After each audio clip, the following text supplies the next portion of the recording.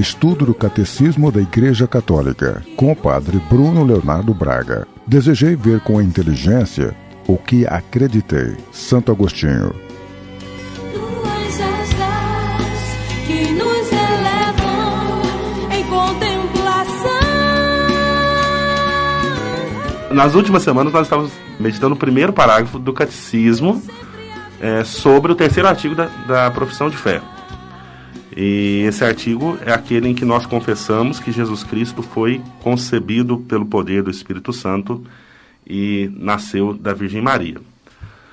No primeiro parágrafo que nós encerramos na última semana, nós meditávamos sobre o mistério da encarnação e olhávamos a realidade da verdadeira humanidade de Jesus sem deixar a sua verdadeira divindade.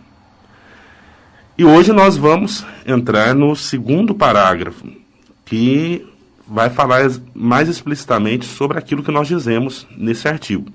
Esse parágrafo tem como título Concebido pelo poder do Espírito Santo, nascido da Virgem Maria. Com certeza nós não vamos terminar esta meditação hoje, nós vamos continuar na próxima semana. Pois bem, dentro desse parágrafo, o primeiro título que o Catecismo põe é a afirmação concebido pelo poder do Espírito Santo, que é justamente a primeira afirmação deste artigo da fé. E o Catecismo nos ensina, nessa parte, que a anunciação a Maria, ou seja, aquele momento em que o anjo Gabriel vai até a cidade de Nazaré, entra na casa da Virgem Maria e diz a ela que será a mãe do Salvador, esse episódio da Anunciação, ele inaugura a chamada plenitude dos tempos, que consiste justamente neste momento que Deus estabeleceu para cumprir as promessas que ele tinha feito no Antigo Testamento e encerrando assim o tempo das preparações. Agora, Deus vai enviar para nós o Messias prometido, o Salvador, que o povo de Israel, por longos séculos, esperou. E, nesse momento da Anunciação, nós temos um convite da parte de Deus para a Virgem Maria. Ela é convidada a conceber aquele em quem habitará corporalmente a plenitude da divindade. A resposta de Deus, por meio do anjo, aquela pergunta que Maria faz a Gabriel, como se fará isso se não conheço homem algum? Ela é dada pelo poder do Espírito Santo. O arcanjo dirá: o Espírito Santo virá sobre ti. A missão do Espírito Santo está sempre conjugada e ordenada à missão do Filho de Deus. O Espírito Santo, ele é enviado para santificar o seio da Virgem Maria e fecundá-la divinamente. Ele, que, como nós confessamos, a nossa profissão de fé, é o Senhor que dá a vida, fazendo com que ela conceba o Filho eterno do Pai em uma humanidade que vem da humanidade da Virgem Maria. Ao ser concebido como homem no seio da Virgem Maria, o Filho único do Pai, ele é Cristo. E isso significa que desde o início da sua existência humana, Jesus foi ungido pelo Espírito Santo. Ainda que a manifestação de que Jesus é o Cristo, ou a manifestação da unção de Jesus por parte do Espírito Santo, ela vem a se realizar somente progressivamente. Nós vemos essa manifestação sendo revelada aos poucos. Primeiro, aos pastores, nasceu para vós um Salvador, que é Cristo. Depois, aos magos. Depois, a João Batista, no deserto. E, por fim, aos discípulos. Toda a vida de Jesus Cristo manifestará, portanto, como Deus o ungiu Em seguida, o catecismo apresenta um outro título, ainda dentro deste parágrafo, Nascido da Virgem Maria, que é justamente a segunda afirmação do artigo 3º que nós estamos meditando. Para falar sobre Maria, o catecismo ele recorda uma afirmação que é fundamental e que nós católicos não podemos jamais esquecer. O que a fé católica crê acerca de Maria funda-se no que ela crê acerca de Cristo. Mas o que a fé ensina sobre Maria ilumina, por sua vez, sua fé em Cristo. Ou seja, toda a doutrina católica em torno da Virgem Maria, ela se refere à relação de Maria com Jesus, que é o nosso único Salvador. Então, a importância de Maria, ela está relacionada à importância do seu filho, a importância de Jesus. É como diz o Padre Zezinho em uma música, o povo te chama de Nossa Senhora por causa de Nosso Senhor. Então, é em Jesus que Maria, ela bebe a sua grandeza.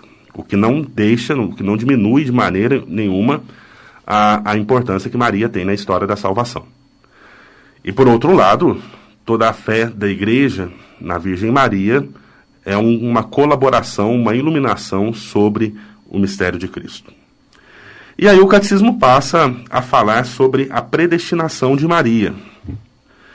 Ele recorda a afirmação de Gálatas 4, versículo 4, Deus enviou o seu Filho, ou seja, o nascimento de Jesus, ele é parte de uma missão, é um envio de Deus, um envio de Cristo a partir de Deus, o Pai. Mas Deus enviou o seu Filho para formar-lhe um corpo, ele quis a livre cooperação de uma criatura. Ou seja, Maria, embora predestinada, ela não perde a sua liberdade. Ela teria a opção de dizer não. Mas é claro que, em conformidade com a graça, com a santidade de Maria, ela, na sua abertura total a Deus, ela não diria esse não, justamente por sua santidade. Então, Maria livremente cooperou, deu o seu sim para a obra redentora. E por causa desse propósito de Deus, de formar um corpo no seio da Virgem Maria para o seu Filho, Deus, desde toda a eternidade, ele escolheu Maria para ser a mãe do seu Filho. Ela, que é uma filha de Israel, ela, que é uma jovem judia de Nazaré, na Galileia, quando da Anunciação, uma virgem desposada com um varão chamado José, da casa de Davi, ela que tem este nome, Maria, tudo conforme o Evangelho segundo São Lucas. Ora, assim nós vemos que Maria não é qualquer uma, não é qualquer mulher que poderia ser a mãe do Divino Salvador, mas é uma mulher revestida da graça de Deus, como reconhece o próprio arcanjo Gabriel quando se coloca à sua frente, a ave cheia de graça, e esta mulher, sim, será um santuário sagrado para formar no seu corpo o corpo do Filho de Deus. Aqui o catecismo, ele retoma trechos da doutrina, da tradição cristã, dizendo, quis o Pai das misericórdias que a encarnação fosse precedida pela aceitação daquela que era predestinada a ser mãe de seu filho, para que, assim como uma mulher contribuiu para a morte, aí nós nos recordamos de Eva, com o seu pecado, para que, assim como uma mulher contribuiu para a morte, uma mulher também contribuísse para a vida. Uma citação que nós temos na Lumen Gentium, um documento do Concílio Vaticano II. Bem, em sequência, o catecismo nos diz que, ao longo de toda a antiga aliança, a missão de Maria, ela foi preparada pela missão de santas mulheres. No princípio está Eva, que, apesar da sua desobediência, do seu pecado, ela recebeu uma promessa de uma descendência que seria vitoriosa sobre o maligno, e também a promessa de ser a mãe de todos os viventes. Essa promessa da vitória sobre o maligno nós encontramos no proto-evangelho, no livro do Gênesis, e Eva é reconhecida como a mãe dos viventes. Em virtude dessa promessa que Deus já tinha feito a Eva, muitos anos depois, Sara vai conceber um filho, apesar da sua idade avançada, e contra toda a expectativa humana, nós vemos que Deus vai escolhendo aquilo que é tido como impotente, como fraco, para mostrar a sua fidelidade à sua promessa. Nós vemos outras figuras de santas mulheres, como Ana, a mãe de Samuel, Débora, Ruth, Judite, Esther, muitas outras mulheres. Mas entre essas humildes e pobres servas do Senhor, Maria sobressai.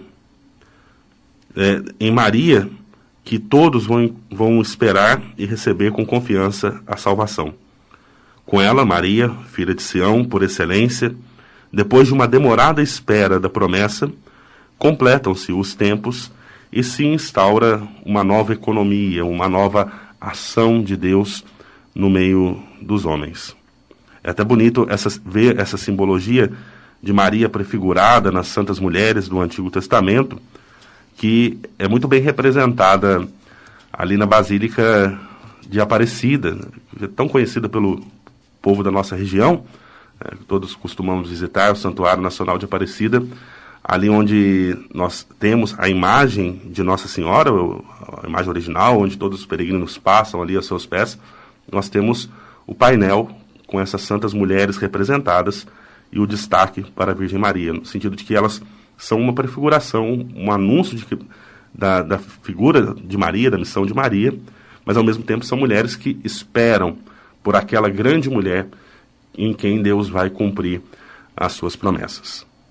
Então nós vamos continuar na próxima semana a meditação sobre a figura de Maria na história da salvação, falando sobre a sua Imaculada Conceição, a sua obediência, a prontidão para a obediência à palavra de Deus, se der tempo também sobre a sua virgindade, mas por hoje nós paramos por aqui.